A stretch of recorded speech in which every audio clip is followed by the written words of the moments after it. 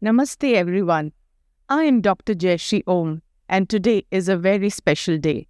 After 15 years of decoding scriptures and walking numerous temple corridors, I am delighted to share with you my latest offering, Peetham. This book is not just written, it's revealed through years of research, meditation and grace. When I saw people breaking walls and spending lakhs unnecessarily, I realized there was a simpler scriptural way. That is why this book was born. After decoding sacred scriptures like Vishwakarma Prakash, Manushya Chandrika, Sri Raj Vallabh and Samrangan Sutradhar, I realized something very striking. The scriptures never mention most of the myths that are circulating in today's market in the name of Vastu. What our sages wrote was simple, scientific, and deeply spiritual. Their wisdom was meant to harmonize life and not to create fear. Even if you have never read single Vastu scripture before, this book will make you fall in love with the purity and simplicity of the original teachings. That's why I wrote this book, to bring you back to the roots of real Vastu, directly from the scriptures, in a way that you can apply in your modern home. Let me quote a few examples of usage of the 9-grid Padvinyas, which is popularly called as Peetham. One lady placed the Peetham grid as guided, and her constant house repairs stopped within a month. Another person's finances opened up after aligning their southeast corner. Every page is meant to be used and not just read. Let's just go through the book. एक बार book को समझते हैं, इसके chapters को समझते हैं कि क्या फ्लो है. पहला चैप्टर है वैदिक वास्तु लिविंग का क्या सार है, क्या मतलब है. नेक्स्ट है the timeless influence of vastu शास्त्र, कि कैसे डिवाइन साइंस सेजेस ने आयनाइजेशन और गर्भ विन्यास को कनेक्ट किया है. फिर एक ऑथर्स नोट है जो मैंने स्पेशली आप लोगों के लिए लिखा है और उसे पढ़ना ना भूलें.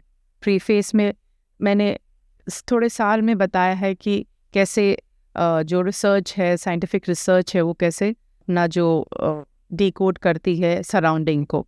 फिर है स्टिमुलेशन, कि कैसे अपनी सराउंडिंग अपने को स्टिमुलेट करती है, चाहे वो एक्सटर्नल हो चाहे वो इंटरनल हो. और सबसे बड़ा फेथ से अपने कैसे अपने माइंड को स्टिमुलेट कर सकते हैं. फेथ बहुत बड़ा, जैसे भगवान श्री कृष्ण कहते हैं श्रद्धा लभते ज्ञानम, वही इस जो वर्स है श्री भगवद गीता का, इसमें मैंने समझाया है. हाउ वास्तु वर्क्स, वास्तु कैसे काम करता है. ऐसा नहीं है कि वास्तु सभी के लिए सेम वास्तु काम करेगा.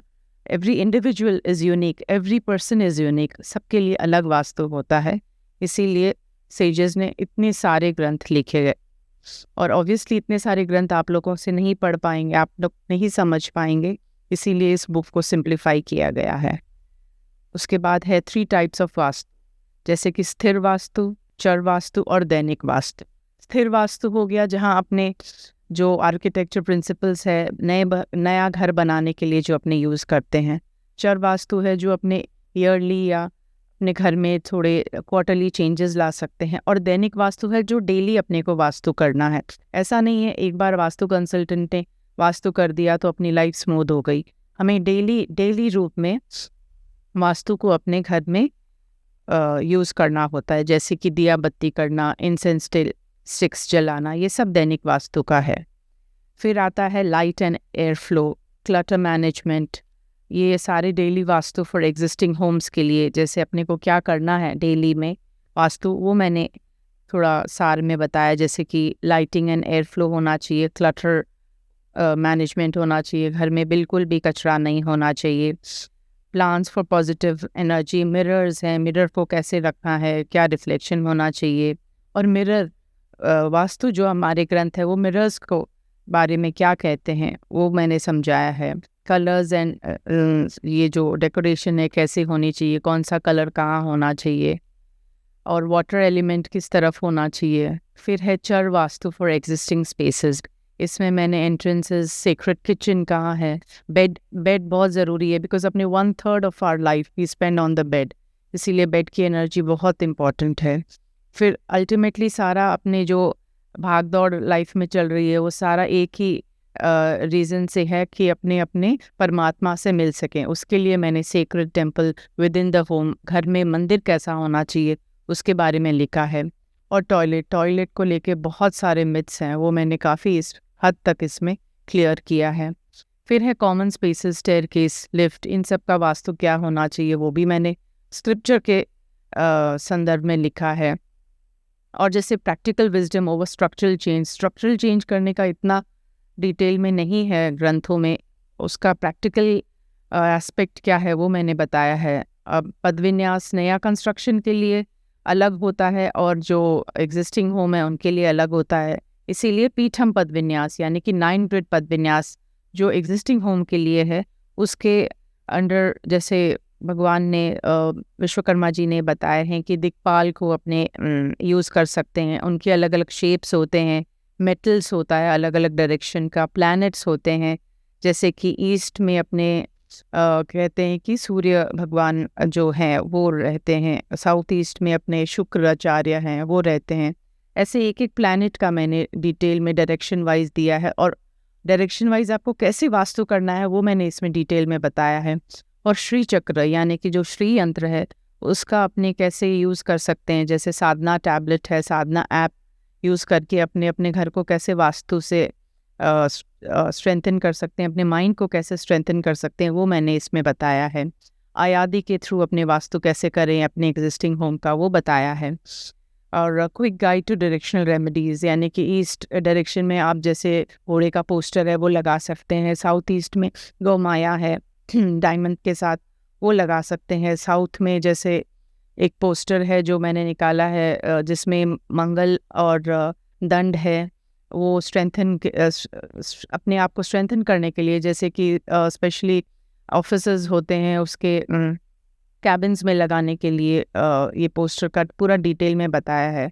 साउथ वेस्ट में राहु की एनर्जी है, राहु की एनर्जी के लिए अपने क्या करें, सबसे बेस्ट है अपने नंदी महाराज हैं उनको लगाना चाहिए, उससे अपनी क्रिएटिविटी और रेजिलियंस बढ़ता है। वेस्ट में अपने शनि भगवान जिससे अपने सब पीड़ित हैं अपने कर्मों का, जो अपने लेन देन यहाँ करने आए हैं उसके बारे में मैंने वेस्ट डायरेक्शन में अपने को क्या करना चाहिए, क्या लगाने से अपने ऑब्स्टिकल्स कम होते हैं वो बताया है। नॉर्थ वेस्ट यानी कि चंद्रमा, वास्तु में 2 सबसे इम्पॉर्टेंट ग्रह हैं सूर्य और चंद्रमा, इसीलिए नॉर्थ वेस्ट डायरेक्शन को अपने हल्के में ना लें, इसीलिए मैंने चंद्रमा का पूरा उपाय इसमें दिया है। क्योंकि आदि प्रॉब्लम्स तो सारी जो आ रही है वो है अपनी एंग्जाइटी से, और एंग्जाइटी को कैसे कम करना है वो अपने नॉर्थ वेस्ट के डायरेक्शन के रेमेडी से समझ सकते हैं। नॉर्थ है वेल्थ, सारा पूरा जो गृहस्थ जीवन का चक्रव्यूह जो चल रहा है वो है सारा वेल्थ के पीछे। तो वेल्थ को कैसे बढ़ाना है वो अपने नॉर्थ की दिशा में क्या लगाने से, कुबेर जी लगा सकते हैं या अपने एमरल्ड यूज़ कर सकते हैं। एमरल्ड जो जेमस्टोन है आप वो भी अपने घर में वॉल पे या ज़मीन में गड्ढा डाल के या कोई भी जैसे पोस्टर या किसी के ऊपर भी आप लगा सकते हैं, नहीं तो आप एमरल्ड का जो सिर्फ फ़ोटो है वो भी लगा सकते हैं, वो सब मैंने इसमें बताया है।